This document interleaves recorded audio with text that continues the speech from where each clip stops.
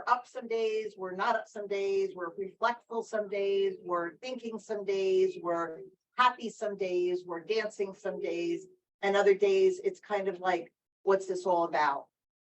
So when we have people who are dealing with grief, it can be very difficult. When we have people who may be dealing with job, maybe dealing with difficulty in family, because that's always a hot topic in the holidays, isn't it? All the family stuff starts to come to the surface, and we're like, I didn't recognize this all year long, but here it is. So we have these ups and these downs and these hills and these valleys through this time. And as difficult on certain days as it can be, because it can be, when everybody's supposed to be happy, okay, and we're not, and we wonder why me? Why is this happening to me? Why am I feeling this or not feeling this? We really go into that mindset a lot. And then we see some people who are kind of skipping through life without many worries at all. And we look at that and like, well, what's that about that? Can I be that? Can I do that? And then we see sometimes, if we are lucky enough as children to go through a good childhood experience, because not everybody has, but if we've gone through a good childhood experience, we see sometimes kids during this time of year where there is magic for them. There's magic. And when I see my 5-year-old grandson see the elf on the shelf, who has miraculously changed position during the night to somewhere else, because they go back to the North Pole and then come back. And so every day it's in a new place. But when you see him look for this elf, and you see the recognition in his eyes that something for him magical has happened. Something magical has happened. And as adults, we may look at it differently. We may look at it and say, oh, it's just another thing we have to do. I mean, I know my son and daughter-in-law have said, oh, God, this is one more thing we have to do. But when you see somebody's eyes in the magic of what this season could be, it makes us as adults take a step back and say, why can't we incorporate? What are we missing in our lives that even for a moment in the morning, we can see the magic? Now, it may not be an elf on the shelf for us. It may not be something so kind of visual for ourselves, but where is the magic in our lives? Because I don't know about you guys, but sometimes during the course of a week, I'm just looking at like, I can't wait to get through this day. Like I got 4 more hours to go for this day. And I think back at it and think, I'm wasting that time. I'm really wasting that day. I'm wasting those moments, wishing it was done because it was a tough day, or there were difficult people in my life that day, or whatever the case is. I've lost the magic. How do I find that magic? And when we think about this time of year, it cannot be coincidental that most major religions have something in these couple of months that we're into, December, January, even into February, that there's reflection of origin of religion at this time of year, whether it's Christianity and on Christmas Day, whether it is Judaism with Hanukkah during this coming up in this period of time, whether it's Buddhist, who in December, there's a day of enlightenment, supposedly when Buddha sat beneath the tree and became enlightened. That was in December. So there's a Buddhist reflection of religious thought or belief during that time. There's Hindu holidays, there's Muslim holidays, there's all of these things wrapped up in these couple of months. So what do we say about that? Do we say, oh, it's just coincidental? Or do we say somewhere a long time ago, when people really did not understand the earth, the seasons, of this or the that, And when it started to go dark, and when it started to change temperature in certain areas of our world, and things started to die, kind of like our plants here. When things started, we do need a plant whisperer, by the way, so if anybody wants to volunteer for that job. But as crops died, as things died, people started to look at that as what's happening. Why is the sun different? Why are the stars different in the sky?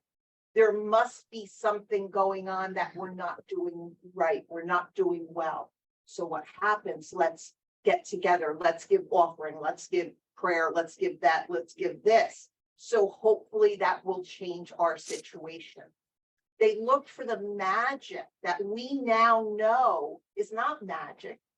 It's the way our earth and our universe work in a system. But in that time, it was magic that all of a sudden, one day in March, the sun started to get warmer. The crops started to grow, the flowers started to grow. It was magic because we offered this to get that. We know better now. We know better now, but there's still magic in what happens every single day of our life. And again, it may not be, we don't understand what's happening with the sun. It may not be Elf on the Shelf. It may not be those kind of things. But there is always something that we can find. Always something that we can find that we can look at and say, this, just for this moment, God bless you, just for this moment, just for this second, just for this breath, just for whatever, I can hold that thought. I can hold that peace within me, that peace within my soul that makes me feel better, that makes me wonder about the world, that gives me the opportunity to say all of these things that happen in December and January, whether it's following the comet, a star, to a birth, supposedly, not your granddaughter's, but a birth. Is it that oil supposedly lasted for 8 days that was never supposed to last that long? What is that miracle? What is that magic? Whether it is those things that happened as they were recorded, or whether it is people finding a reason for things to happen, at the end of the day, to me, doesn't matter. It doesn't matter what that reason was, but it brought people together. It brought people looking for, what can I do? What can I be a part of? What can I look for in the sky that makes it a miracle for me? And I do know that in this time of year, there's a lot of people that all of a sudden become very religious. I know as a kid, we showed up on Christmas Eve, to the local church. Not all the time did we go, but we showed up on Christmas Eve. And I know that happens, all of a sudden we have that feeling of what we had as a child, and we better get back there, right? We better show up. So we have a better year, we have a better month, we have a better whatever, we'll pray for forgiveness and all is good. As we get older, and we look at some of these things, we have choice that we can make. We may not go to the local church. We may not come to the inner spiritual center. We may go somewhere where for that moment of time, our heart sings. Our soul gets put back together. A piece of us still has the magical thought of what this world, what this universe, what our spirit can do. There's a song by Enya, and oh my gosh, this probably goes back to the 90s or 80s when Enya was kind of, out there a little bit more. But one of the lyrics in that song was, all roads lead to one road. Yeah. Okay. And when we look at that phrase, and we look at religion, and we look at everything that happens in our lives, it doesn't matter what path of that road you're on. It doesn't matter. It doesn't matter if you grew up Christian-based or Muslim-based or Judaism, or grew up without an organized religion, or grew up in spiritualism. It doesn't matter. Because what matters is, first of all, how you are feeling now. How do you feel now in your being? And also, at the end of the day, where all roads lead to, is that we are spirit. We are soul. We have an energy that, according to physics, cannot be destroyed. So when our physical body deteriorates and gets to the point of not being able to function, which after hearing all of us today, I think we're close to, I have to say, we're all there. But when our physical body no longer can function, what happens is that energy of who we are that cannot be destroyed moves into a vibrational point that's different than our physicalness, but still there. So when all roads lead to one road, it doesn't matter where that path, where your path, where somebody else's path takes you, because we all end up in the same room, in the same place, in the same existence. And to me, it's magical. Not because we don't understand it, not because it's an illusion, not because it's the elf on the shelf, but because to me, it's so amazing every time I think about it, that we have the ability to get signs from our loved ones, that we have the ability to communicate with the energy that is a soul. And how, to me, wonderful, magical, whatever word you want to put on that, is that when we think about it. So yes, we have days that are not so good. Yes, we have seasons like this that sometimes bring our difficulty into focus for us. We do. And we have these journeys and we have these pathways that take us here and there and every which way sometimes, not always knowing where we're going on the next step. But if we find in each of those days a little bit of what the universe is, what the world is, what our communities are, a little bit of that magic of what if, and we find a bit of time, a bit of peace in our soul. And for some of us, it may be a minute, a second. For some, it may be days or weeks or months before we hit another kind of slide down. And again, at the end of the day, if we can hold on to who we are, if we can hold on to the fact that our soul is forever, then we have the potential to actually find in those days of difficulty that life raft. You know, that life ring that they throw you when, you know, you go overboard and you're in the ocean and not sure what's going on. And then you see the life ring or the life raft. Mm-hmm. That's kind of what that is. It's a little bit of life to say, we continue, we go on, we will get there. No matter what our choice of path is. Doesn't matter if you follow the star in the sky to baby Jesus. Doesn't matter if you go to a temple, a mosque, nature, if you go out and you sit in the forest, if that's your church, if that's your commitment, if that's your relationship to a different type of being. And that's it.